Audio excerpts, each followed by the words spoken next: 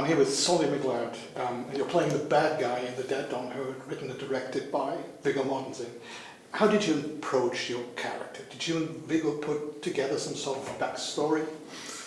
Well, in the initial process of me, I guess you could call it an audition process, it was strange. It wasn't like any audition process I've ever gone through in the past, But you could call it that, and we kind of sat down and we worked together on Zoom, and we would read through the scenes, and he'd give me ideas about maybe what happened and why he was like this, and we just would talk about it. But that was kind of at the very beginning, and when it came to, I actually got the role, then I started prepping for the character myself.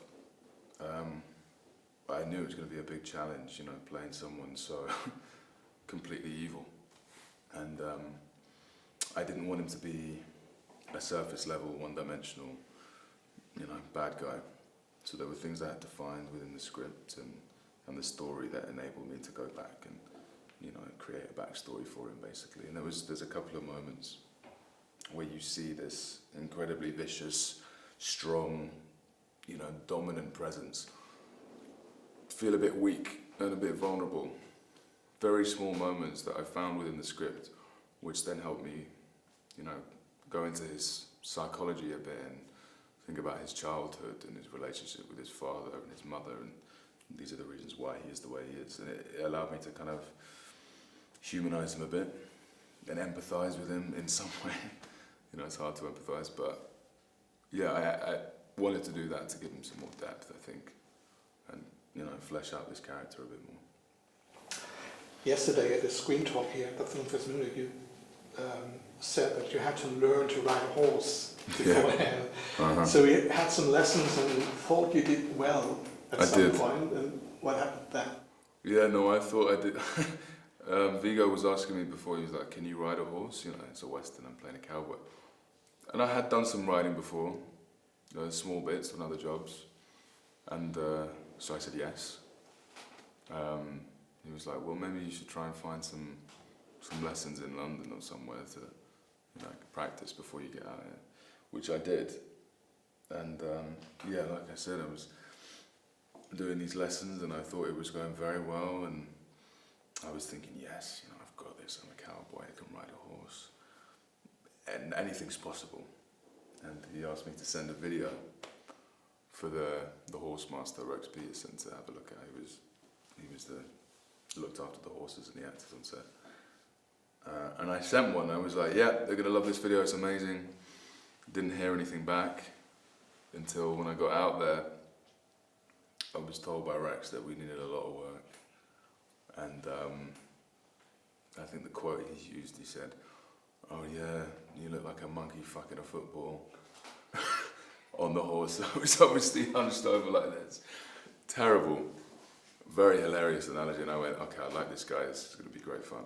And we worked, for 5 or 6 days, 4 or 5 hours a day, ruined my legs, my arse, fucking hell, I was like completely ruined. But it worked, it paid off, at the end of the week he was able to say to Viggo, yeah, we've got a cowboy, he's going to be fine. And yeah, we went from there. And I did all of the writing in the movie on my own, so I was very happy about that.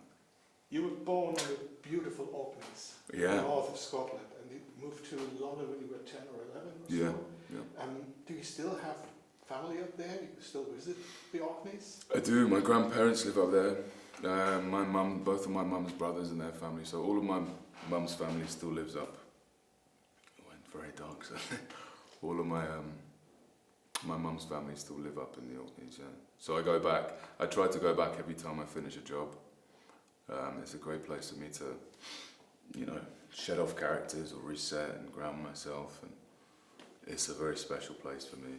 Okay. I've been there once. Do you have a favourite place? Yeah? Well, my grandparents' house, and there's a farm that they live next to, and there's a big hill just outside their house that looks over onto the Atlantic, and we take a walk up that hill every time we go and just kind of let the wind try and knock you down, but you fight against it. It's a kind of primal thing, but it's a great feeling.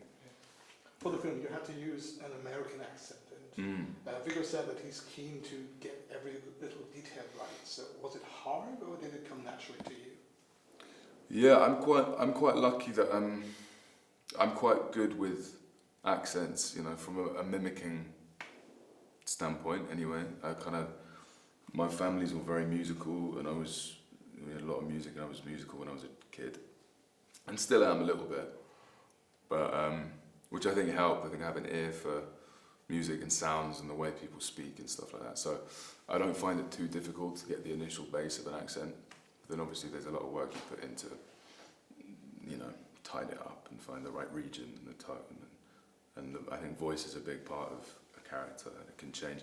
You know, if I'm playing a character with this accent, it's hard to get away from myself. Whereas as soon as you put an accent on, you're a different person. You know, you're associated with someone else, so you have to change everything.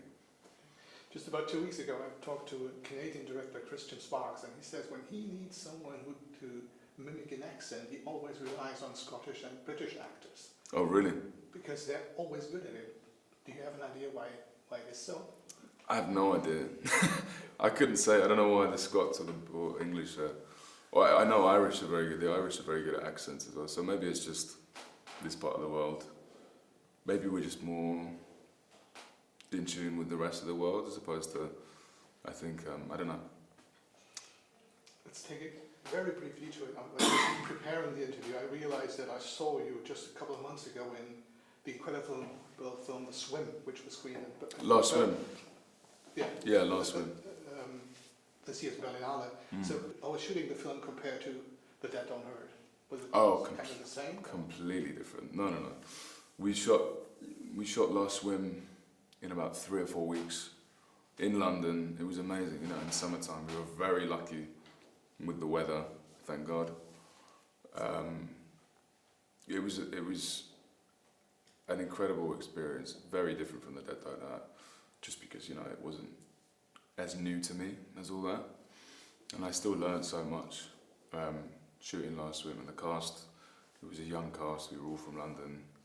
We all really got on. It was like and the tone of the film is completely different as well. And the character, you know, I'm not playing a murderous cowboy in that. So yeah, it was always going to be different, but it was a lot of fun. And The Dead Don't Hurt also had a premiere in Scotland at the Glasgow Film Festival. Yeah. Have you been able to attend that?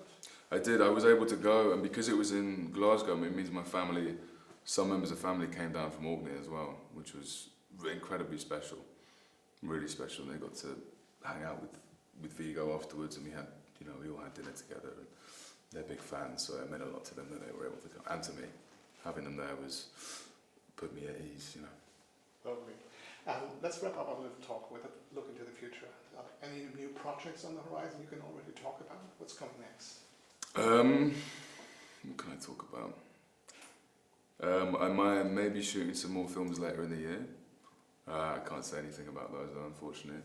I do have, Last Swim, we mentioned that's coming out at some point soon. Another movie called William Tell, which is about William Tell, that I filmed last year, that is also on the way out. And I've just finished a TV show for Amazon up in Scotland, shooting in Glasgow, called Fear, and that should be out maybe early next year or something. So there's a few things, you know, lined up on the way out. Never know how they're going to do, but fingers crossed. Sounds like you're quite busy. Busy enough, yeah. I mean, I'm very lucky. I'm so lucky, yeah. Good luck with this film. It's beautiful. Thank you. And everyone should see it, I guess. And thank you very much for the interview. Thank you, of course. Good to meet you. Thanks.